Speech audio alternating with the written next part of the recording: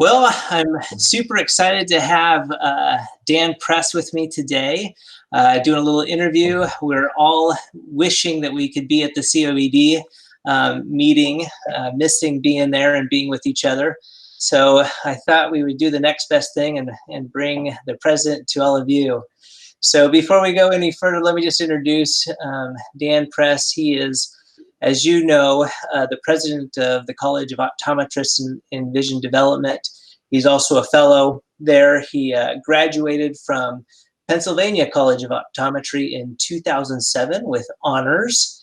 And he was also recognized as a rising star in 2017. What's that, Dan? I haven't heard of it.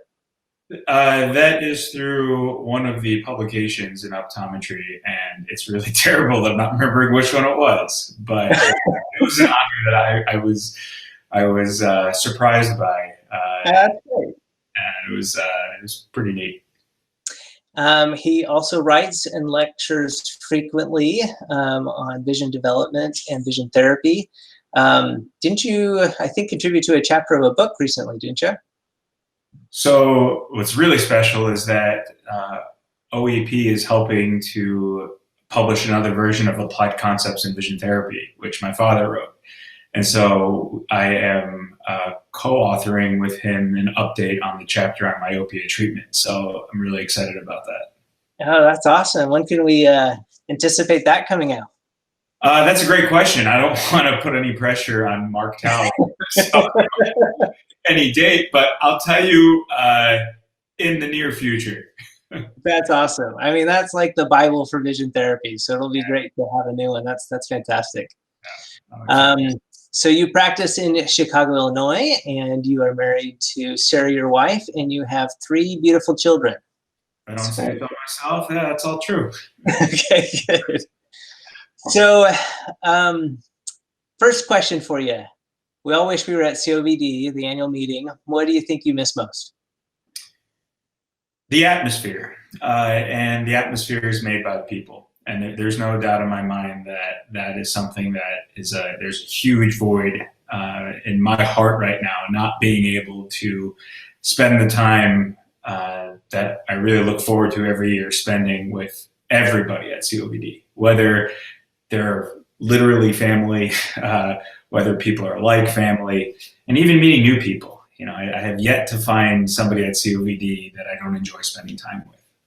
Yeah, I think that's all of us. We just really miss that community. And I've really appreciated, there's been a lot of posts going around on Facebook about old meetings, and brings back a lot of good memories. Yeah, that's something that has been, it's difficult, but I'd say that the next best thing is seeing all of those great posts on Facebook about people's memories. And it's going to be really fun to watch over this next week as we get more of those coming in. Yeah, for sure. Have you done yours yet?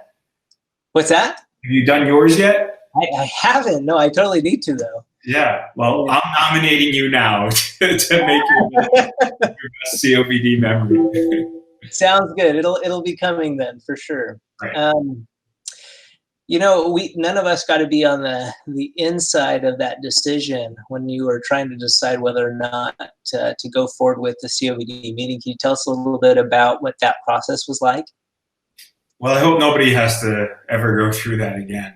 Right? I mean, I don't even know what words to use beside arduous, painful, grueling. I mean, it was a very difficult span of, I would say, probably 10 days. I mean, as we all were going through this and watching this pandemic unfold, every day seemed like a month.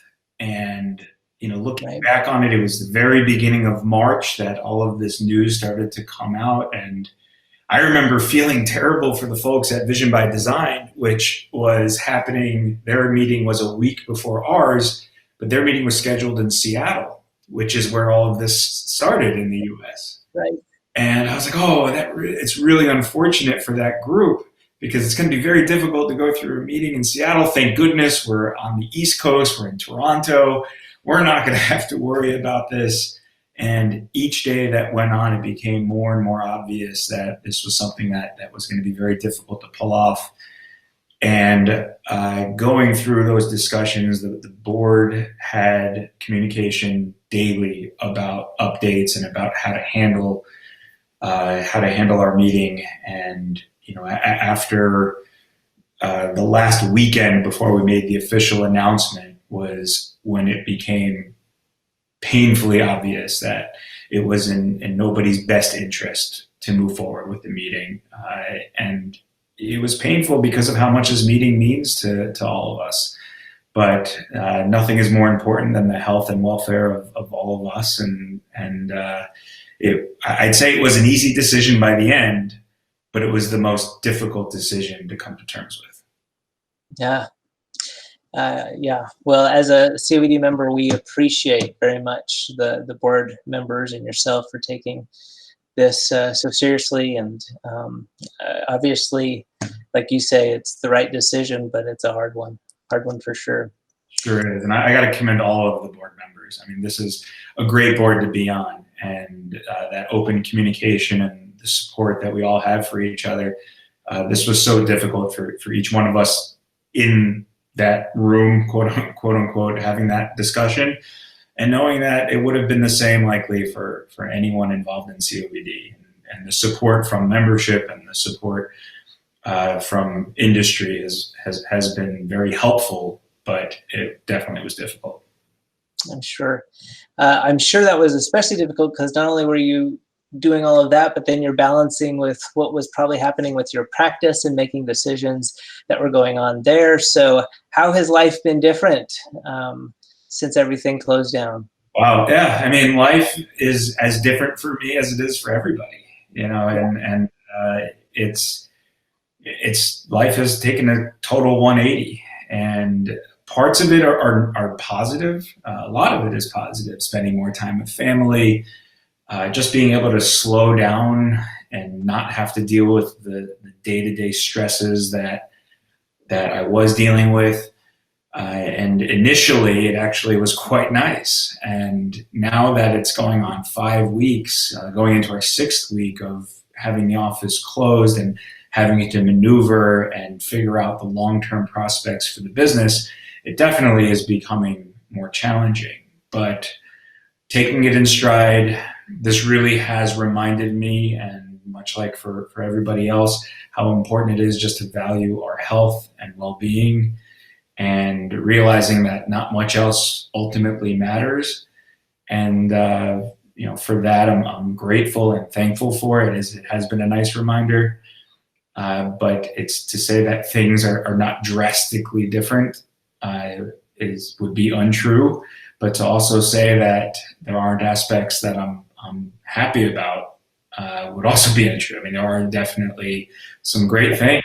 And spending this time with my kids has been absolutely the joy of my life. They're 9, 8, and 5, and I was working a lot. I was in the office a lot. I was traveling quite a bit, and to have these last 5 weeks with them has been great.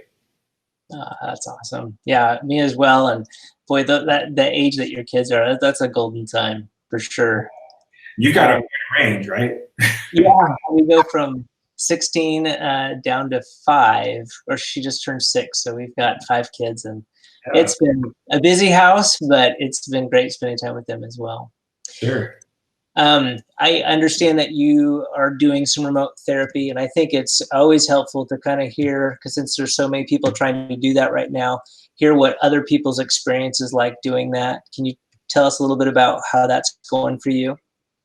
Yeah, I mean, first of all, I want to give all the credit in the world to my 2 vision therapists, Katie Kelly and Melanie Bradshaw, for really taking this on and coming up with our own methods in order to provide quality remote therapy. That's something that I struggled with initially. The model that most of us have of in-office therapy, working live with a patient, it was really difficult for me to wrap my head around how in the world could we provide a service that patients, that the value proposition was maintained doing it remotely. And so initially when we decided to close the office, I didn't immediately jump on remote therapy. I was reading all that I could about it. I was participating in the iHeart VT sessions, specifically about remote therapy. I was going on, Robert Mauricio started the Zoom Tuesday morning think tank. Yeah. It took us a couple of weeks. And then we were having meetings between the therapist, myself, and my great associate, Vesna Simic. And we decided that once we realized that this was going to go on longer than 2 to 3 weeks, which was what we were initially thinking, that it would be best for our patient to keep the momentum moving forward, to at least offer the remote option. So we have a little over 50% of our patients that have decided to move forward with the remote therapy.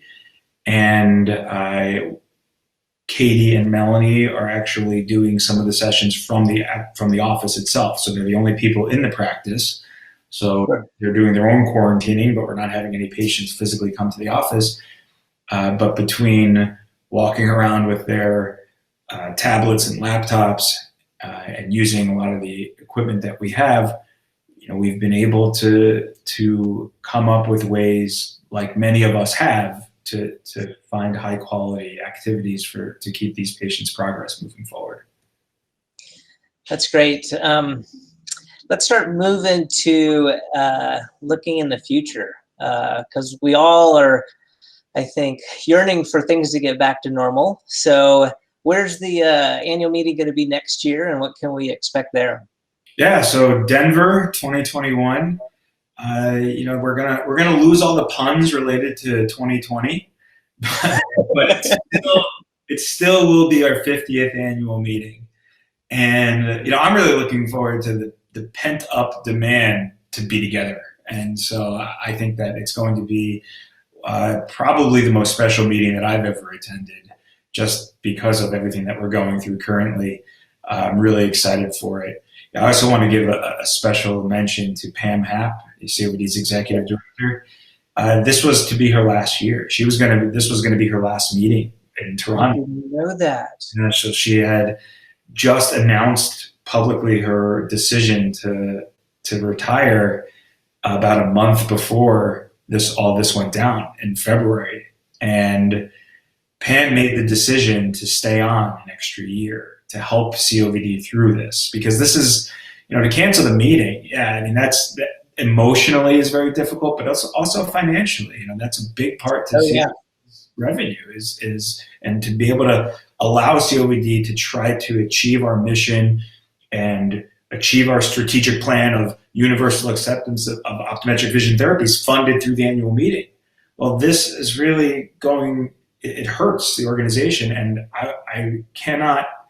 All of us are going to be forever indebted to Pam, because she is amazing for COVD and always has been, to choose to forego her retirement for another year in order to help us through this time. And so I'm really looking forward to, and she does not like any publicity and she does not like being put in the spotlight, but I'm really looking forward in Denver to have that opportunity to give her the proper thank you and the proper goodbye, and I hope all of our members join me in that. Oh, wow. Yeah, I have all the respect in the world for Pam, but wow, giving up a whole year of retirement, that's a big deal. That's a big deal.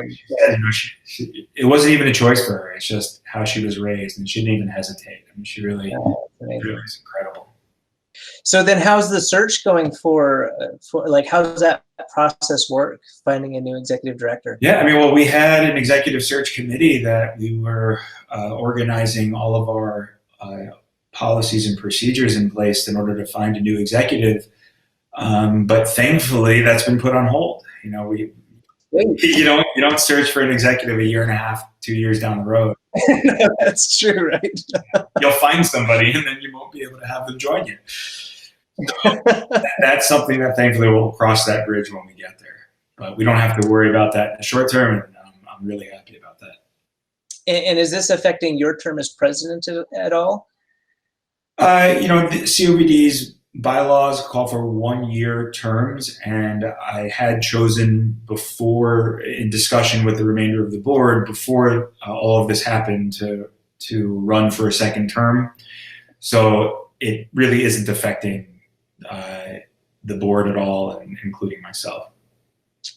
Well, from all of the members, Dan, we are very, very grateful to have a person like yourself at the helm, and for you to take it as another year. I know this is a huge commitment of your time, so a big thank you. Big thank you to you for all of that. My pleasure. Happy to do it. You know, in closing, I'd love for you to tell us a little bit about what is your vision for the future of COVD and for the profession of vision therapy as a whole? Well, you know, COVD is going to keep moving forward with what we're in this for. And as I mentioned before, our strategic plan is centered around universal acceptance of optometric vision therapy. And we're going to continue to fight for that until everyone sees the light, so to speak. And I think vision therapy in general is positioned really well. You know, this has forced us all to become a lot more resilient with how we approach our communities and patients.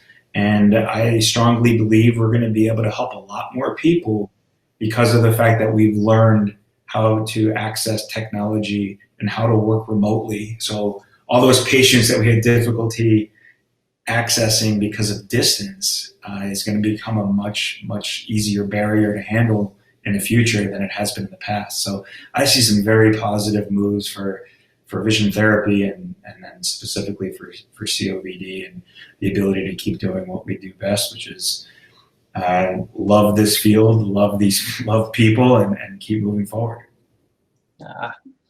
Well, that's awesome. I share in that vision for sure. Any parting words to everyone? Yeah, you know, I'd say that I've always loved vision therapy and COVD because of the positivity, and you can find a lot of negativity out there. If you need any positivity, I would look to the VTODs on Facebook. I would look to the COVD blog. Juliet Machado wrote a great blog that was published earlier today on staying positive through this. So it's just a matter of keeping our chins up and knowing that I still strongly believe that we're going to come out of this stronger than we entered it. And vision therapy more so than most other areas of optometry. Agreed, for sure. Well, Dan, thank you so much for your time. Really appreciate you taking the time out of your schedule to do this. And yeah, look forward to seeing everyone hopefully at the next meeting. Definitely. Really thank you for giving me the platform and the time. I appreciate it. All right. Take care. Stay well, man.